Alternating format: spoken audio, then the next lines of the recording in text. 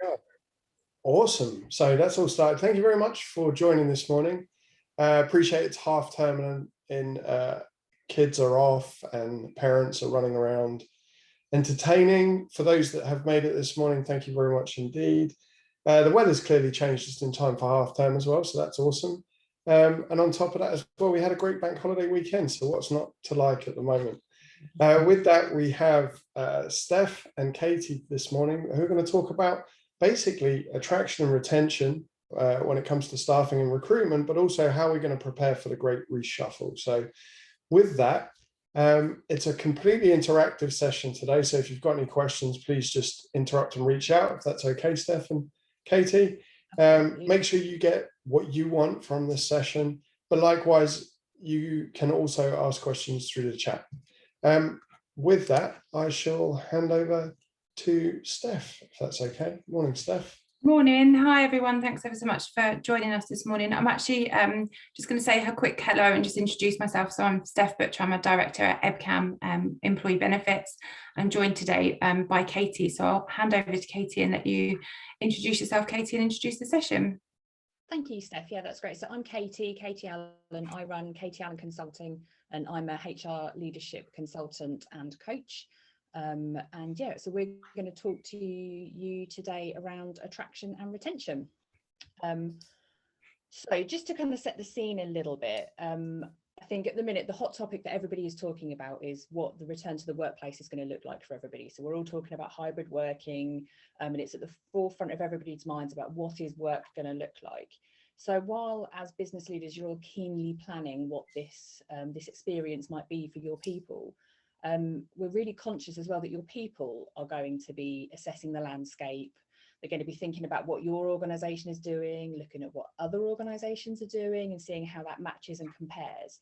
So today, Steph and I really want to talk to you and share with you our thoughts around attraction and retention. So in terms of, for those of you who are looking to bring new people into your business at this time, what can you do to really position yourselves and stand out from the crowd?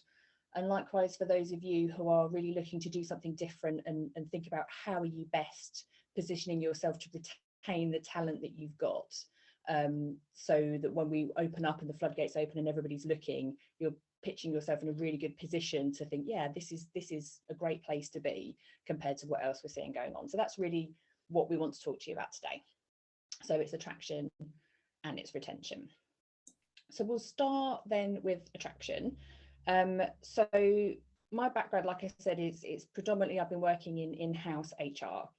And when we start talking about recruitment processes, there tends to be a fairly traditional path that happens, which is there is a new project or some kind of requirement where a new role is required, and that kicks off a process for a vacancy, or somebody has left the business and you're looking to replace. And generally in the organisations I've worked with, a similar thing has unfolded in terms of, we've got a vacancy, let's dust off that job description that we put together about 5 years ago and see what was supposed to be in there and what did we say we were doing. Does that still work? Now we need to think, like, we've got the budget sorted, we better find a recruitment agency, or if we've got in-house recruiters, we better have a conversation with them. And it all starts to unfold in a very similar pattern. And we dust off the templates for job descriptions and we go down that route and think, oh, okay, this is where we're going. And really the needs for that are driven by the organisation. So it's driven by the fact that we've got a vacancy and we're trying to plug that gap. And it tends to follow that one size fits all process. So it doesn't matter whether it's a HR vacancy, a finance vacancy, a production worker, warehouse vacancy. We still have these same template job descriptions, the same template process that we go through. We don't really think about the nuances of the people that we're trying to attract into those roles. So while all of those approaches are very valid, they're definitely ways of working and they've probably been quite useful to date, there are things that you can do that can really push it to the next level and can really open up a new talent pool that maybe you haven't been accessing previously. So that's a little bit what Steph and I want to talk to you about to really help you tap into that. So the first thing that we came up with in terms of enhancements is about building talent communities. So where I was saying before, the process has previously been quite reactive. So you have a vacancy and you respond to that, and then you all have to go out cold almost and find who are all these people and where are we going to attract them from to bring them into our business. So when we talk about talent communities, it's about trying to warm people up ahead of the time that you have a need. And a lot of this has got to do with how are you positioning your organization generally to the world outside, to the people that you want to bring into your business. So this will be around, what do you put out on your website? Do you review it? Are you engaging with people through your website? What are you putting out on social media? How are you generating a buzz around what your company does and interacting with people, so that when you've got these vacancies, you've got people sitting there thinking, oh, fantastic, there's an opportunity at your company. I can't wait to get involved. So that's what we mean when we talk about building yourself a talent community. If we take, for example, LinkedIn, it's a really good spot to access these talent communities if you start building interactions. And around about, according to a LinkedIn poll, around about 70% of candidates are actually passive. So they're not actively looking for work. So if you want to tap into that pool of people, you've really got to put yourself out there and be someone who is at the forefront of their mind when they start thinking, well, that does look like an exciting role. Yeah, maybe I would like to learn a bit more. Maybe I will give them a Google and find out a bit more about what it's like to work there. So tapping into that means you've got to put yourself out there. And one of the best ways to do that I have found through working in-house is through employee stories. So if you want to know what it's like to really work somewhere, it's great to have your values on a website and it's great to talk about the stuff you do. But if you have messages from your employees, so in videos or testimonials, anything like that, saying, actually, here, I work here, I do this job, and this is what I love about it. There's very little more powerful than hearing that from other people that have actually had that experience from you. So if I'm working in HR and I see someone in HR talking about all the exciting things they get to do, the work they do, I can see myself in your organization doing that role and thinking, I could be part of that. I want to do that. And it's going to spur me to get connected.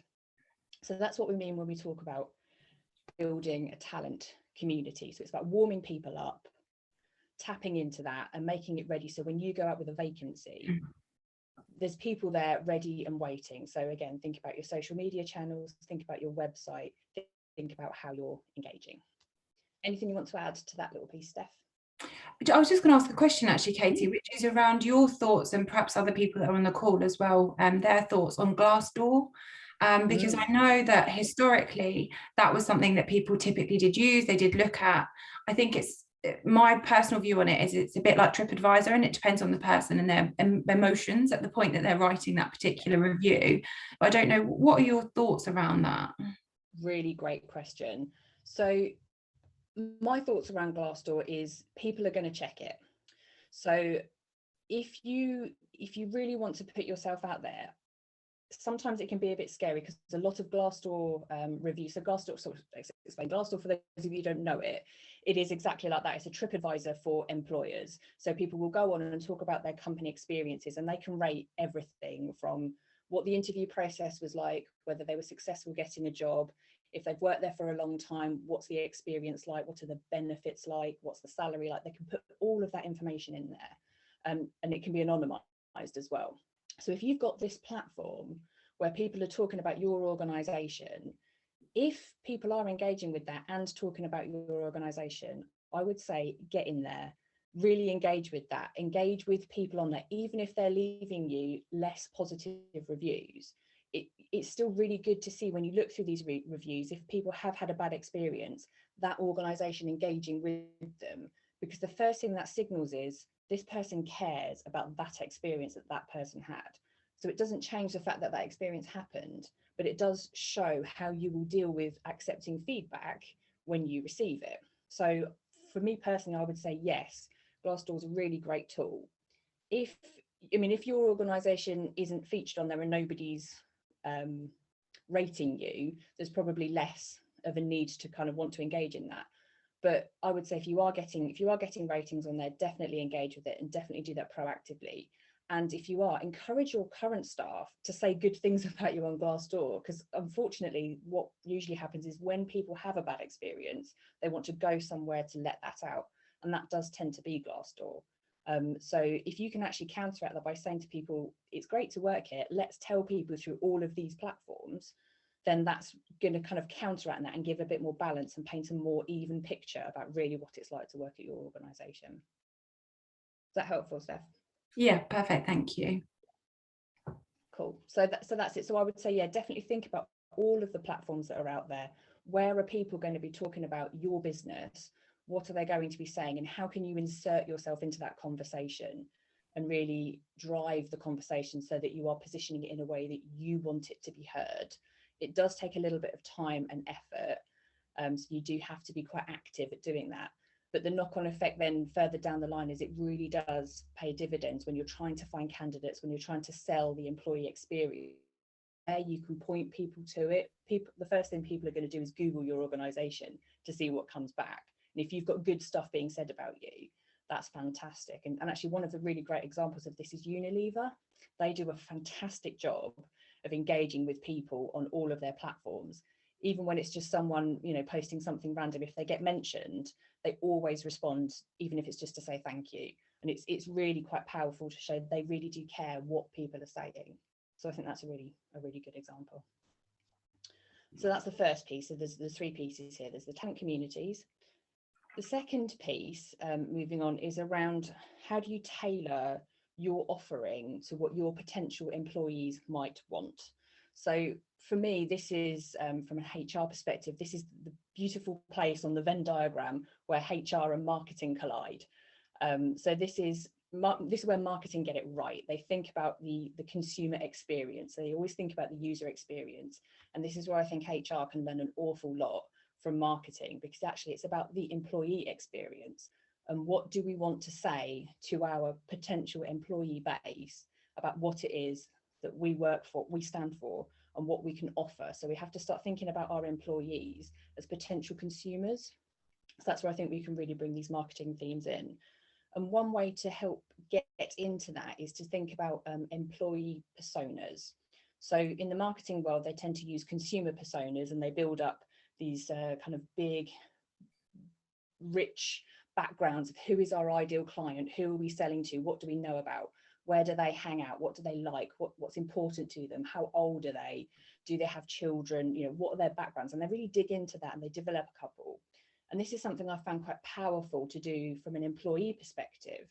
Who are the kinds of employees that you want to bring into your organization? Where do they hang out? What do they enjoy? What's important to them? And how are you positioning yourself to make sure that you're hitting all of those notes? So it's really in terms of thinking about the well-being piece, and we'll come on to talk about thinking about benefits. It's so important. So probably this is a good time to hand over to Steph to say, how would you position that? Yeah, I think it is really important, because you're absolutely right, because the reality of it is we're in a workforce now, or a time now, where we've got more generations in a workforce than we've ever had before, and the needs and desires and wants of those people are going to vary very differently depending on what life stage somebody's at. So it isn't necessarily always to do with their age as such, but it could be where they're at in their sort of life stage. So typically people that are sort of starting out in their career, for example, might not be very excited about pensions and stuff, but actually it's really, really important for them to engage with those pensions at, you know, at an earlier age. One of the things that I guess I really wanted to start on, and I'll come on to different sort of generational benefits and different types of benefits that you might want to consider at a later point, but one of the things I just wanted to touch on really was about ESG, so environmental social governance, which is something that I know an awful lot of employees and also employers now are really starting to engage with. So thinking about, as an organisation, what can we do to stand out from the crowd as making sure that we are a green organisation? And there's a number of different things that companies can do to aid them in that. But one of the simplest things that companies can do that they don't necessarily realise is look at their pension. So every company now by law has to offer their employees a workplace pension scheme. What a lot of people won't necessarily, advisors and employers and pension providers will come up with a default investment fund so that employees don't have to make an active decision. What they won't necessarily realise is the potential carbon footprint that pension is having. So I think typically we see people, for example, who are enrolled into a pension scheme. They pay their contributions, the employer pays their contributions. It's invested in a fund that will gradually reduce the level of risk. Employee, unless they're encouraged to engage with it, disengages, leave it there. I'm years away from retirement. What we're really finding now, and particularly with younger people, is employees wanting to really make a positive change, to have a positive impact on the environment. And as I say, one of the key areas where you can actually do that is with a pension fund. So what a lot of people won't realise is that the average pension fund in the UK actually emits 23 tonnes of CO2 emissions, which is the same as running 9 family cars or having 1,100 coal fires annually. So if you actually just stop and kind of absorb those figures, that's massive. That is absolutely huge. And there's an awful lot of work going on in the background to encourage pension providers to pull their socks up ultimately, and to think about ways that they can ensure that default funds have a better carbon footprint, that, that they're encouraged to invest more of their funds in ESG funds and make sure that they're having that positive change.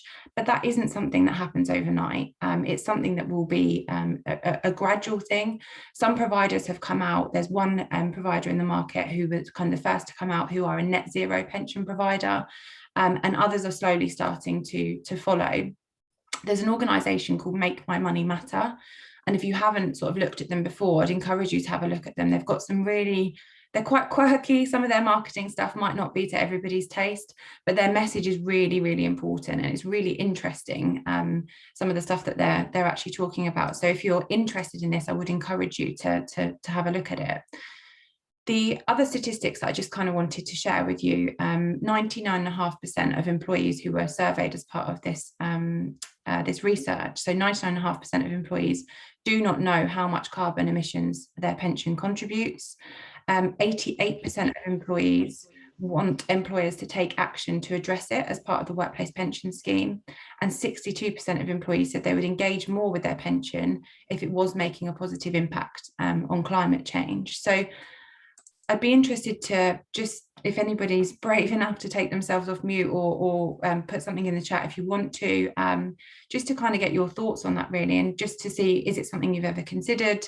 Is it something your employees are talking to you about? Do you care? Some people don't care, rightly or wrongly, everybody, is entitled to their own opinion, of course, but has anybody got any sort of initial thoughts on that at all?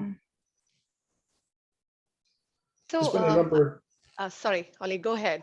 No, after you. No, so so I'm from One Spatial Group Limited, and of late, the company, like you rightly mentioned, Steph, that ESG is something that a lot more employers are taking, sitting up and kind of taking note of. So at One Spatial, we have consciously decided to, kind of go ahead and implement this particular policy, and we've kind of defined the heads for different divisions within. So for the for the environment side, we have somebody, we already have a EHS policy in place, so there's somebody heading that bit. The social aspect of it is being headed by HR, and the governance side is being headed by the CFO of the company. So we are kind of taking very, very active interest in this, because we are an AIM listed company, and we would like our people associated, whether it is employees, shareholders, or anyone who has stake within at One Spatial, to kind of be more conscious overall, towards the environment. And so we've just made a start, I think about a few months back, but it is being very, very actively pursued at One Spatial currently. So certainly, yes, it's something really, really critical to look into, as per my opinion. That's good. And has the pension come up at all, Mahima, as part of those conversations that you've had at all? So in my knowledge, no, it hasn't come up, but I take it, I take this point from you today, and I will bring it up.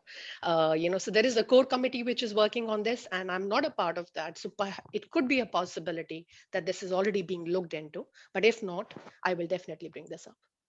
It's just something that a lot of people don't realize. I don't know if there's anybody else that already had that knowledge and knew that actually when they're paying their money into their pension every month, they're potentially, having a negative impact on the environment. But it's something that a lot of people just don't realize, particularly to the extent of it as well. I think it's quite staggering in terms of changing. A lot of us are conscious about making sure we recycle plastics, thinking about, making sure we're not eating meat every day. There's a lot of steps that we're all either starting to take or have taken, but actually this is something that can have a hugely significant impact at, potentially little impact in terms of the kind of ongoing impact. So Jasmine's just sent a chat through to say, I didn't know about the negative impact pensions can have either. So that's good. I'm glad that it's it's something that people are able to take away.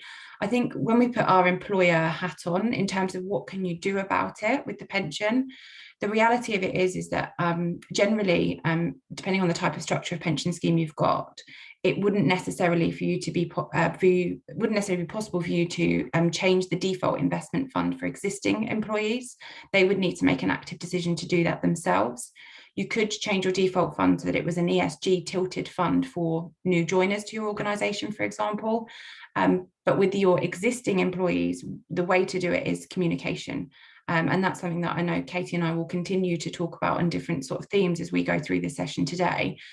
But letting your employees know that these are the options that are available either through an advisor or through your pension company directly. Most pension companies now will have either a fully ESG fund or a fund that is more heavily weighted in the ESG area. So I think it's just something to think about for sure.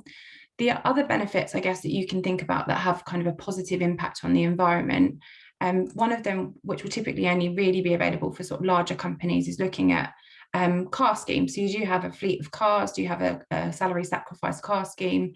Are they electric, or are you still using sort of petrol and diesel cars? If not, is there an intention to change them? I know that we as a business, there's 3 of us that have company cars. One of our directors has recently got a fully electric car. I don't think he's found it without its challenges. I think it's fair to say, because it changes your mindset. You have to sort of change the way that you think about the way that you travel ultimately and plan ahead. Myself, I'll get one in when my lease comes up in the next few months, and then one of our other directors will also have a fully electric car. So we are going down that route ourselves as a business, and we feel that that's a really important thing that we should do. We feel like we've got a responsibility to make sure that that's the right thing for us. So that's one thing you can do. The other thing, which is really, really straightforward and possibly something that a lot of you already have, is a cycle to work scheme. So encourage your employees to use their bike to get into the office when they are going into the office. You can, with a cycle to work scheme, use it to cycle to a train station, which I know trains aren't necessarily the most positive thing for the environment. But if that's somebody's method of getting into the office, they can still use it under the legislation to cycle to the train station. And the other thing as well is carbon offsetting benefits. So I don't know, again, whether this is something, Mahima, perhaps it's something you're considering at One Spatial. Something that's becoming quite popular, where employees and or employers can ultimately pay a set amount each month. Employees can go in, they've got access to an app, they can see, put their details in, they can see what their carbon footprint is, and therefore offset that with payments each month via payroll to purchase things like the companies will plant new trees, you'll get progress reports, you'll be able to go in and actually see what's happening with that money, so you're not just paying that money into a black hole, for example. And that's also a really good way of just being able to allow employees to make a positive change, because sometimes people might think, well, I wouldn't mind paying £4 or £5 a month, but where do I pay it to? What do I do? How do I engage with it? Whereas if it's through an employer, there's communication again from the employer to say that this is what we're doing and this is the positive change that you can have, then again, I think it's just something that the future generation will definitely expect when it comes to work, and the current generations that are working are definitely thinking about these things. Katie, do you want to touch on B Corps fairly quickly? Do you want to just touch that, because I know it's something that you've been speaking about fairly recently? Yeah, absolutely.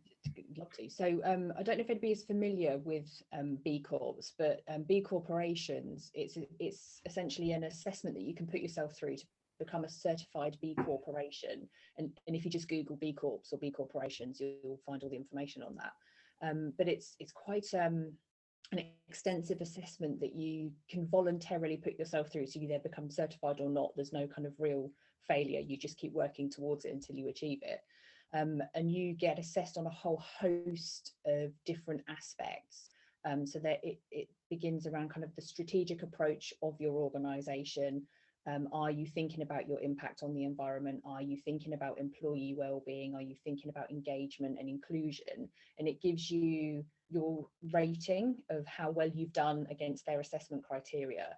And I think there's at least 10 different areas that you can be assessed on, and each of those assessments has got about like 30 questions. So there's some really good prompts, even just going through the assessment. So I mean, I put myself through it, and I'm a company of one, so clearly I'm not going to meet their strategic their aims, but it was really interesting and inspirational to look at how they would assess these things, to then think about what can we learn from that, where can businesses go, what kind of things really should we be looking at. So B corporations are fantastic, and actually for the organizations that have got it, so again, there's the big people like Patagonia, the sports clothing, outdoor clothing brand, down to small people like Honest Burger, Innocent Smoothies, people like that. They're all engaging with this. And there's a lot of kind of brands that you'd never have heard of, but because they're in the list, you start trying to dig into them and think, well, who are they? And it's become kind of a badge of honor now that people are really pushing.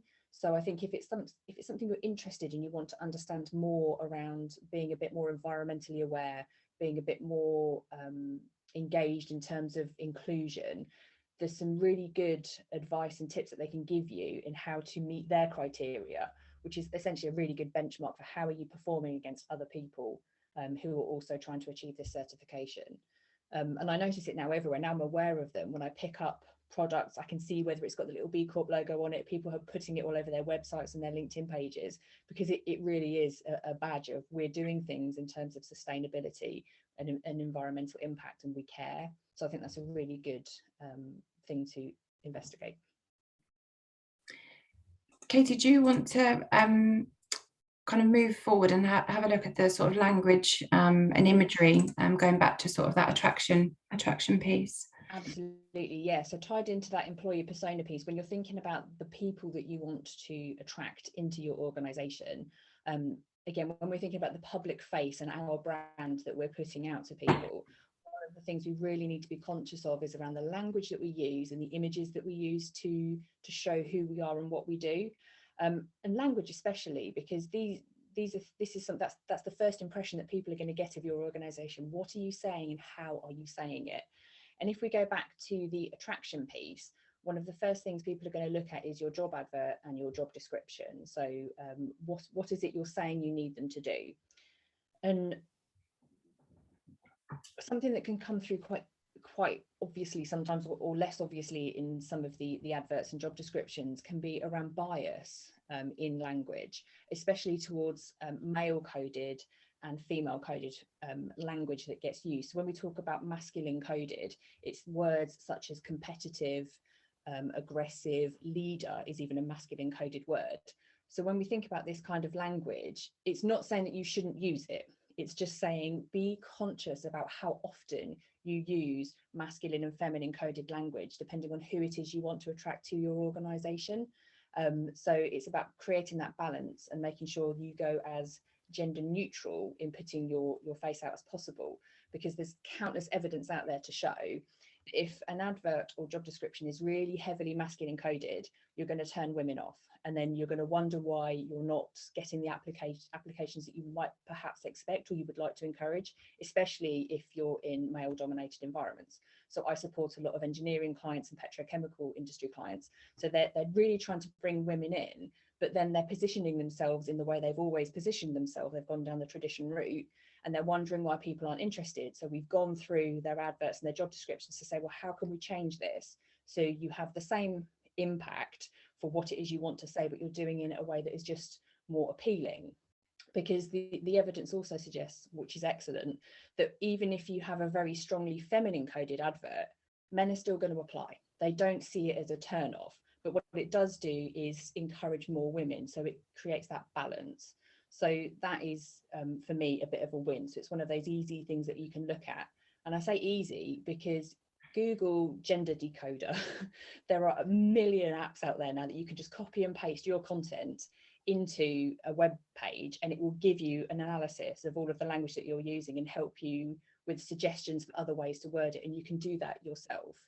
And there's a really great app called Textio, Textio. So they not only look through kind of the gender language piece, but they also make other suggestions about whole phrases and how things might come across. So you can really do some analysis and say, is this how we want to appear? So, you know, if you are wanting to encourage more men into your industry, then absolutely go down the masculine coding, because that's going to give you something more. So, for example, in HR, if we want to encourage more men into HR, that might be something we would actively do to try and increase our candidate pool. But using gender neutral is definitely the way to go. So that would be something that I would certainly think about in terms of language. Anything you want to add on that, Steph? No, I think well, I think from a job description point of view, I guess, again, just kind of putting my benefits hat back on, it's really interesting when I look at either clients that I work with or prospective clients to think about the difference and the variation in terms of how they present their benefits. Some companies don't present them. They just will just put a broad range of benefits, for example, whereas others will detail, you know, in quite a granular level, their levels of benefits that they do offer. And I think job descriptions is something that sometimes, certainly thinking about online, they're not necessarily something that people will always, you know, actively promote. But generally, if you're recruiting people that have had other roles before, they're going to want to know if they're giving up a life assurance benefit, if they're reducing their pension contributions, if they're moving away from an employer-funded medical history, disregarded private medical insurance policy to something that you pay for it yourself, and it, you know, any pre-existing conditions aren't going to be covered. So I think reinventing the way that you advertise your benefits, and the arguments that I've had from people before have said, well, we offer, you know, hierarchical benefits, so we can't necessarily put the detail on, for example. But I think when we are moving more into a world now, certainly what I find with my clients, where hierarchical benefits aren't really a thing anymore, and companies want to make everybody feel included and everybody have the same level of benefit and cover. And I think as we move into that world more so in the future, I think it will help companies to really think about, you know, how they're presenting their benefits when they're trying to recruit people into their organization. Because yes, people typically are driven by money. Yes, money is important. We all need to make sure that, you know, if we are changing roles, we're going to have that income to support the lifestyle that we've got now, and perhaps even further enhance it. But the benefits are really important as well. And yeah, I think it's just something that's worth considering. Some companies were talking about adding little videos, just 20-second videos. What is private medical insurance? What is life insurance, for example? Again, trying to get employees involved. What do you like about our benefits? You know, why was it the benefits that came to attract you to work for our organisation? Making things a bit more interactive and being upfront as well, I think is really, really important, because if you hide things like that and then people come into the business and it's not what they wanted or what they were looking for, they're disappointed, you kind of start off on the wrong foot already. So we have some clients where they'll give employees effectively a total reward statement as part of, you know, the application process, as part of applying for that job, because they can then see straight away up front, if they're shortlisted for an interview, these are the benefits that you'll get, and this is your sort of total reward or remuneration statement, so they can compare it to what they've got currently and make sure it's going to work for them. Because recruitment's a really long process and it's an expensive process potentially for an organization. So why wouldn't you be sort of upfront, I guess? There's some companies that will do things in a really quirky manner. So it might even been yourself, Katie, that shared it, but somebody shared it on LinkedIn about Uni, the pizza oven company. Their job description was really, really good. I thought it was just completely quirky. It was for a finance manager, a finance director, and it was just totally not what you would necessarily come to expect. Quirky organization, that type of style, if you want to go and have a look at it, isn't necessarily going to work for everybody. But again, it comes back to that communication and messaging, what is going to work for your organization. So yeah, I think job descriptions including benefits on there is really key. And also I think it's a case of just thinking about what are your actual benefits, because a pension of course is a benefit, but it's also a legal requirement. You know, holiday entitlement is a benefit, but it's also a legal requirement. So what can you do as an organisation to go above and beyond what that legal requirement is to really enhance the value of that particular benefit?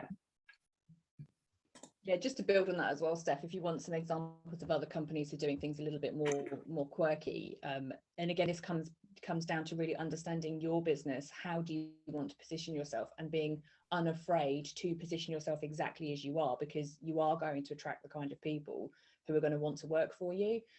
So again, Honest Burger, they've been in the headlines quite a lot lately because they've completely revamped their handbook and their contract. So they don't have, you know, the traditional 10-page document of all the ins and outs. They've got a 1-page infographic. And it's fantastic because you get all of the information you need, but it's really them, and it really speaks to the kind of people that they want to bring on board. And the same with Tony Chocolonely, if anyone's heard of them. They're the ethical chocolate company. Again, they've really done things differently and they stand out, and it's fantastic. So depending on how you want to position yourself, it's not for everybody, but if that's the audience you want to go for, don't be afraid and don't feel like you have to follow the traditional routes. It's not always there. It's not always the thing that you want to be doing. Just to finish as well on the attraction piece, 2 things. So again, when you are putting together your new job descriptions, when you have a vacancy, there's a little acronym that I would like to recommend that you follow, which is when you're putting it together, and it's PTR. And when you're putting your job descriptions together, are you doing it, and P is for person, so it is the person who did this job before was this, and therefore we want this, because that may not necessarily be the right way to go about it. T is tradition, so we have always traditionally had someone like this in this role, and therefore this is why we're doing it. Because again, is that really what you need, or is it just because it's what you've done before? And then the R stands for the reality, the really what we want. So when we write this job description, is everything in here really what we need? So do we need somebody to have you know, a master's degree in something to do this role? Because if I've got a master's degree in fine art, but I'm applying to your role as a finance director, does that really meet your criteria? So do we want this or not? So be really clear about what you're putting in your job descriptions. Is it because the person had it, you think it's a good idea, but do you really need it? We've always done it this way. Do you still need to, or do you really need what you're talking about? So I'll just put that out there. And then the final piece is around application processes. So if you are asking people to directly apply through your website or through a direct application source, have you done your application process yourself? Have you actually been in and tested it from a user experience perspective to see what it feels like to be a candidate applying to your organisation? So if you use agencies, then that's fine, because they're going to be all over it. They're going to understand their application process, although they will probably be testing it themselves. But if you are accepting direct applications, do you know how it feels to be somebody applying to your organisation? Because I would strongly recommend have a go, try and see what it's like to put your application in through your website. Does it work? Does it fall over? Are there upload problems? What are the emails that you receive back to confirm your application? How does it feel? Because so often that gets overlooked, and that can be a real turn off to people. If you've got a really lofty process to go through, they might just think, oh, I can't be bothered with this, or this doesn't feel like what you've sold me. You've done all this good work engaging me with your organisation, and now I'm doing this, and this just feels a bit stale. So really think about the application process as well. And I think that's it for the attraction piece. Steph, yeah? Yeah. Yeah, cool. So I just want to pause for a minute. Are there any other questions on attraction before we move on to retention? Hi guys, yes, hi, Simone here. I'd like to ask a question. We are a learning and development organisation working with a number of, some big scale clients, and they are actively promoting L&D as an attraction.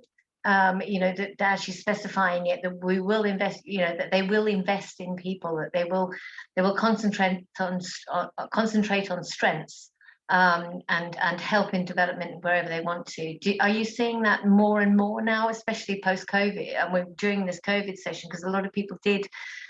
We were concerned that that people were going to hold back, but actually it didn't happen that way. People want to invest in really good programs for their people, because there's so much change going on at the moment. Yeah, that's fantastic to hear, because that's the ideal, isn't it? That's what people want. When we start, we're going to talk about this a little bit about coaching conversations, but when we think about the style of leadership we want to be engaged, don't we? We want to feel like people care about us. And if I know up front that I'm coming to an organisation that's going to see me and my needs and how I want to be developed, that's going to make me feel good, and I know what I'm getting into. So I think that's a huge plus. L&D, definitely, I would say it's a huge marketing tool, and get on board it 100%. Because it might be actually that, you know, all organizations are offering something like that, but if you're the one shouting about it, then you win, right? Any other questions then on the attraction piece? Cool. Okie dokie. So we'll move on to retention then. So retention, how are we going to keep this talent we've got? Because now we've just decided everybody's going to be out there trying to take them from us and building these amazing networks and trying to look for our talent. So how are we going to keep them? What are we going to do to make sure they want to stay with us? So again, from my HR background, the traditional things that we think about in terms of retention. So we all love a good wellbeing program, and at the minute it's really important. So everybody is really thinking about how we're positioning ourselves, what are we doing about wellbeing, and how are we selling that and looking after our people. And traditionally, wellbeing has always sat under the remit of HR. So, you know, we want to talk a little bit about moving that so wellbeing can be owned by everybody, because ultimately it's everybody's responsibility, isn't it, to take care of ourselves and each other. We also want to talk a little bit about the annual cycle. So I don't know about you guys, but historically I've been working with organizations, and when we think about things like development, and we think about objectives, and we think about the pay review, it tends to be a big onerous annual cycle. Usually happens at the end of the year. So come November time, I start thinking, oh no, how have I done on my objectives? I'll get those out and dust them off, and have I met them? Then I have to sit down and have a conversation with my line manager about my performance for an entire 12 months previously, of which we can't remember what we did in January. I didn't make a note of it at the time. Anything they give me that might be constructive, that would have been useful back in February, well, it's not very much use to me now, is it, in November? So all of these conversations are happening, and it's like, actually, is there something better that we can do? And we also want to talk to you, as Steph has already touched on a little bit, about these extensive kind of one size fits all out of the box benefit approaches. Is there something more that we can do to actually tailor it and make things feel a little bit more inclusive to our people and what they want? So we want to talk again about the enhancements to the traditional approaches. So Steph, do you want to kick us off with the well-being work-life balance piece? Yeah, I think, you know, as you've rightly said, Katie, wellbeing is something that's, you know, it's almost become a bit of a buzzword, particularly over the last 15 months. It's always been really important. But I think because of that lack of exposure, perhaps, to, you know, being present with somebody and being able to see and gauge for yourself how somebody is actually feeling, wellbeing has become, you know, something that's really, really key. And I think it's interesting for companies to think about, what are your plans for the future? So clearly we're all hoping that in, well, 3 weeks' time we'll you know, be able to have some sort of normality, but what does that actually really mean? And I think for some companies, you will have already been through this process. You will have worked out, you know, what are the requirements for your employees? Are you expecting them to come back to the office? If so, on a, you know, on a full-time or a part-time basis. But I think it's worth just considering that some people will want to come back to the office. And I think when a lot of companies are thinking about, what must our structure look like? What are we requiring people to do going forwards? There's an expectation for a lot of companies that people have worked from home successfully, and therefore that's what they want to do. But if you don't ask your people, you won't necessarily know. And I know there are a lot of people who are nervous. You know, the world has opened up a lot more clearly over the last couple of months. And that's had a real issue with certain people with anxieties, you know, being able to get out and go in the car again, for example. Even that, you know, making myself, you know, vulnerable. I remember going to the garage. I take my car to the garage, and I was so anxious. And I drive for a living. I go and see my clients. It's what I've always done. And I felt so nervous being back in the car and driving on a motorway again, despite the fact that I've done it for years and I've never even thought twice about it. So I think it's a case of just thinking about, what do your employees actually want? Now, clearly you have to weigh that up. There's a balance there, right, with what works for the business. So you can't necessarily just say to people, what do you want to do? And we'll allow you to do it. But at the same time, my counter argument to that would be, if your business has continued to be successful over the last 15 months where people have had that control, why would you take it away from them? And I think we will see a real difference. Because some companies will allow that flexibility and others just won't. And I think it will be those where they don't allow the flexibility where they will end up having a retention problem, because what will happen is people will go and work for an organisation where they allow them to still take their children to school, you know, to go for that walk on their lunch break, to go to the gym when it's not quite so busy during the working day. But I think the key thing really here is just asking your employees, what do they want, what do they value, what do they need? And again, it comes back to Katie's point. If you do that now and you haven't been speaking to them over the last 15 months, then you could have a problem that you weren't even necessarily aware of. The other thing as well, just to, of course, point out, which is probably something that everybody will be aware of anyway, but the reality is people aren't properly working from home at the moment. People cobbled together some stuff and chucked it on a kitchen table in March last year. But actually, from a health and safety perspective, if people got the right setups, are they comfortable? Have they got confidential information that potentially their families have got access to that they very definitely shouldn't do? It's a lot more than where do you sit. And I think that's something that people should really kind of give consideration to as well. Definitely, and to build on that as well, in terms of the wellbeing piece, as I said before, you know, sometimes wellbeing initiatives, we have very hard-working HR teams that have been going at it through the last 12 months, and sometimes it can be quite an easy get out to say, well, it's employee wellbeing, that's a people thing, give it to the HR team, and then they build an initiative and that's great and it comes out, and then wellbeing ends up being a thing that is done to your people, not necessarily for or with your people. So really also think about what is it that you're rolling out, and as Steph said, then you need to understand what is needed. And then I would also say, in terms of wellbeing, make sure as leaders of organisations you're role modelling that. So if you're saying that it's okay to go and pick your kids up from school and then come back and log back on and carry on again, do that and do it visibly. Don't slope off quietly and try and hide it. Make it an okay thing to do, and make sure that you're doing that equally as well across the genders, because I know that I have a lot of conversations around flexible working, and a lot of organisations position flexible working as a female thing because predominantly women have been the caregivers for kind of elderly relatives and children. But actually we need to normalise this a little bit, and you know, over the last 12 months there's been a lot of, you know, parents that are stepping in and handling it from both perspectives. And I think we need to normalise that a little bit more and make sure we are making it equally accessible for men and women to join in and to do this. So please, as leaders, role model and normalise and do lead from the front. So, you know, and Steph gave a beautiful example there of being vulnerable, about talking about, actually, this was my experience. And it was such a small example, but actually that could mean a lot if you've got an employee who is also feeling slightly anxious about something, to just give an example of here's my example of how I'm currently feeling. It can open that conversation up. So please do think about how you are conducting yourselves and the impact that that's going to have, and make sure it really is a lived experience of well-being rather than just an initiative and a tick box exercise that we're rolling out and doing to people. So I think that's it from me on well-being. Anything else from you, Steph? I guess the only other thing on well-being is just remembering that it isn't just about mental well-being, it's physical well-being, it's financial well-being, it's, you know, looking at it from that sort of three-pronged approach, if you like, because all of them in turn lead into the other. So, you know, with the physical well-being side, there's a lot of benefits now, even things like life assurance, that will reward employees for being fit and active and going out for a walk or doing some meditation, practicing some mindfulness. You know, do you offer gym discounts? Do you allow people that flexibility to go out and undertake that exercise?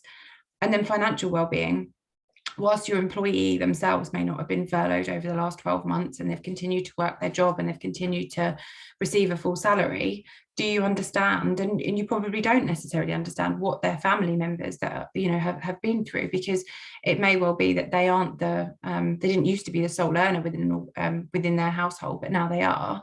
And just being able to provide some guidance and some tools and some hints and tips really to help people make sure they understand how to manage their money, the dangers of debt. You know, you could argue that as an employer, it's not your responsibility, but the reality of it is that in a lot of instances, employees will come to HR when they've got problems with this, and that's the first place that they will necessarily think to go.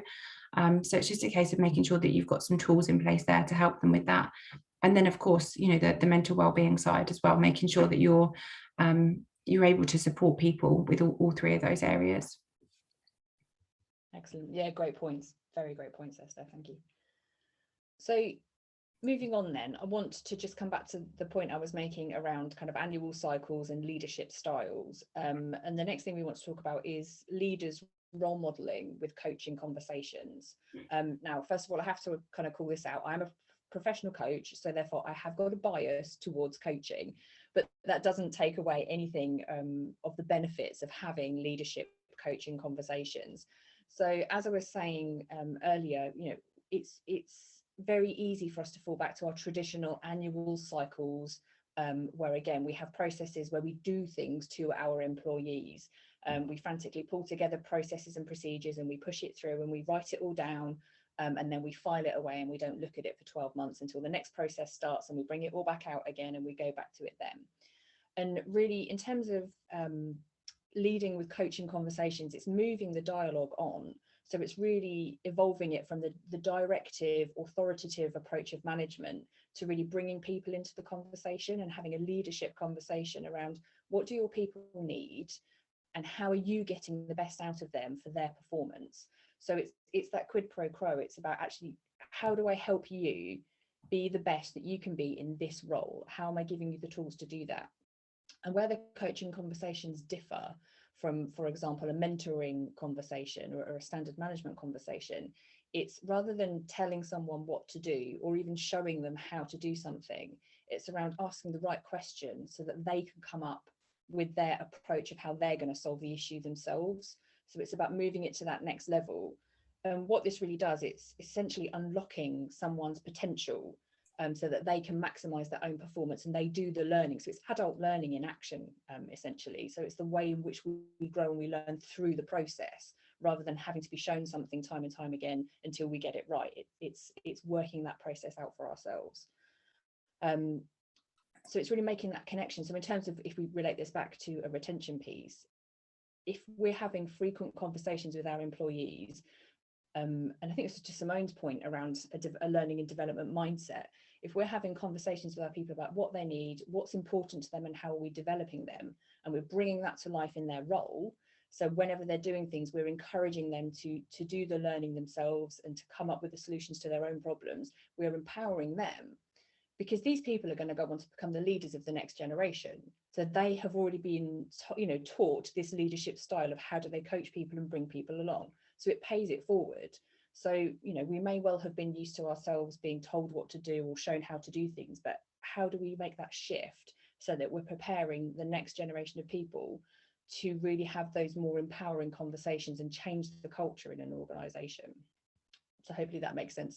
So bringing it back to annual appraisals, for example, not a fan of those, because I don't think having one conversation a year is the right way to really go about engaging with people and understanding what they need. So if you can have frequent check-ins, frequent one-to-ones, I think are really popular in most organizations, but it's about making sure they have purpose. So it's not just about getting together for a bit of a catch-up or turning it into running through your to-do list. It's about really making sure the purpose is, what's at the forefront of your mind, what are your challenges, doing some reflective practice. So so in this last month, what's worked really well for you, what are the challenges you faced, what will you do the same, what are you going to do differently? It's around helping people unravel that piece for themselves, because ultimately, our ability to engage with our teams is really what is going to help us understand their viewpoints. And if we want to start moving towards an inclusion and diversity perspective, understanding your people and what makes them tick and making them feel included in the conversation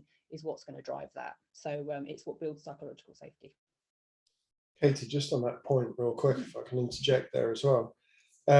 This also helps with a lot of that sort of perception thing, because having done this and done this with a team remotely, asking them, how can I help you? What are your challenges right now, and how as a leader can I help you overcome them? Because the more you understand the challenges that your team have in their personal lives, the more you can embrace that kind of hybrid working, and it can often be really simple things that people get incredibly kind of tangled up about, right? It could be something like, I need to look after my daughter every Wednesday for 2 hours in the afternoon because the childcare person's off on holiday. How do I work that into my world? And so, and again, having lived that firsthand, so the net of it is that you know, those one-to-one sessions aren't just about the employee coming with their status updates, but also as a leader, how do I help you attain your tasks and goals, and also simplify your sort of your personal pressures as well. Absolutely.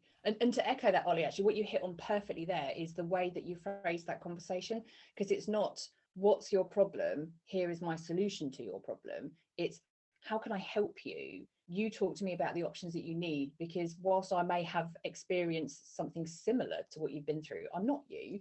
And you might come up with something that I would never have thought of, that's kind of a, oh, that's what you need. I would never have considered that, because it was never something that I ever needed. So yeah, that phrasing the question in that way is perfect. I think as well, it's also great to understand what your aspirations of your staff are and help them attain them. So again, it's not, you know, as a leader, you don't have a responsibility to choose a career for your staff, but what you do is you have a responsibility to support them in their aspirations.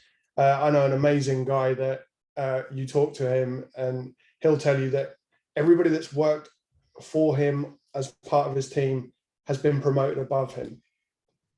Yeah. And he's within that role within the organization. He's a fairly senior role, right? He's a sort of senior director stroke VP level.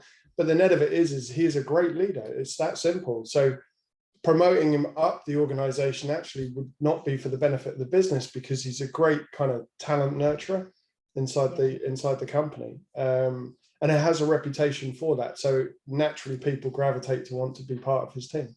Yeah. So yeah. I think it's a really interesting point, actually, Ollie, because there's perhaps a perception from some people that you know, everybody in the organisation will always want to progress, but that's not always the case. People can be happy doing the role that they're doing, and those are the people that actually you're always going to need people within the roles that you've got. And therefore, if you've got people that are good at that role and that are happy in that role, then what can you do to support them to ensure that they continue to be happy in that role? Because not everybody does want to you know, study and you know, progress and become a manager or a director or whatever. I think it's a really valid point. Yeah, but it's also at the same time there are other motivators, as you guys know, around that as well. So it doesn't always have to be a promotion. It can be something else that helps that, you know, motivates that individual. Absolutely. Yeah, it's the intrinsic and the extrinsic reward piece, isn't it? Yeah. Okay. Just conscious of time, so we'll just very quickly, Steph, is there any final pieces that you want to say around the flexibility and reward? Yeah, I think the only thing really is just to again, just think about what you're offering your employees, and does it fit? Does it fit for the workforce that you've got, and does it fit for the workforce that you want to have in your organisation? A lot of companies are nervous about asking employees for their feedback about their benefits, or asking them what benefits they might want to offer, because they're concerned if they give them a list of 20 and they can only afford to give them one, that might have a negative impact. But what I can say is it won't, as long as it's managed correctly, as long as the communication is handled correctly. It's a really, really great way of being able to realign your benefit spend. The other thing that I would really encourage people to do if they haven't done it is just to audit what you've got, what you're paying, and what are you actually getting for that. Because there are an awful lot of companies that we come across that we start working with who will list out the benefits they've got, and one of them will be an income protection policy, for example, and the other one will be a standalone employee assistance program. An awful lot of group risk benefits, so group life insurance, income protection, critical illness, things like that, will have employee assistance programs built into them. So you're effectively paying twice for the same thing. So it's really, really important just to take a step back, and then also just make sure that it's not necessarily always based on cost. Because if you can move to another provider that can offer, you know, some really great rewards, people can get Amazon vouchers and you know, ASOS vouchers, John Lewis vouchers if they go out for a walk once a day, but it's going to cost you, I don't know, 50 quid a month more. Is that affordable? Is that something that you want to do? Just thinking about that benefit spend is really, really key.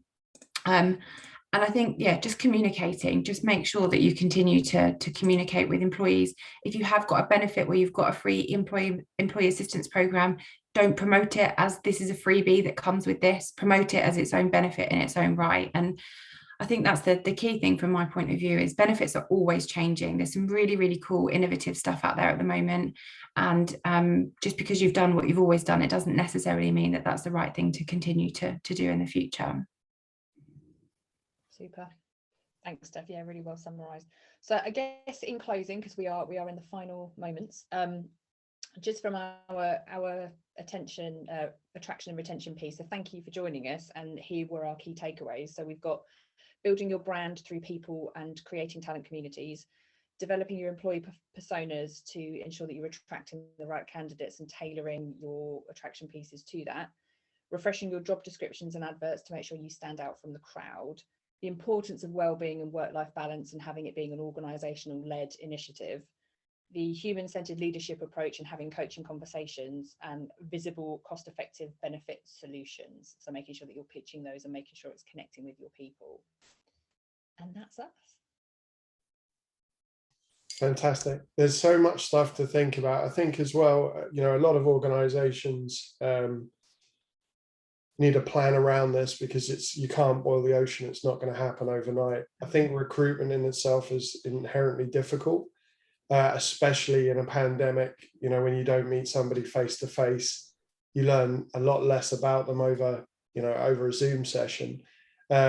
So organizations have found this a real struggle. The fintech world has been exploding for the last decade around carbon offsetting and neutrality. There's a lot coming in that space. I know that personally, all the way down to the fact that there are apps out there now going through crowdfunding where you can do things like offset the amount of carbon that your coffee just produced. Right. So there's all sorts of things. I think so in terms of key kind of takeaways, it would be great if we could put just those high level bullets in the email to everybody, because there is so much to think about, if that's okay, Katie and Steph. Yeah, cool. Absolutely. As always, a wealth of knowledge. Too many things for me to go away and think about straight away. Gender neutrality and recruitment is a big thing, because straight away that just maximizes the potential pool of people that can come and work for your organization, if nothing else. With that, I'm going to hand over to you, Mr. Bridge. You've made a guest appearance today, so I think it's only fitting that you help wrap up the session, if that's okay. Well, thank you for not allowing me just to quietly fade away.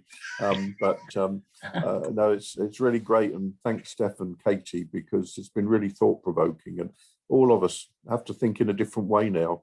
Things have changed so much in the last 18 months that we really need to examine every aspect, and there's been some, really positive points that have come through from the session.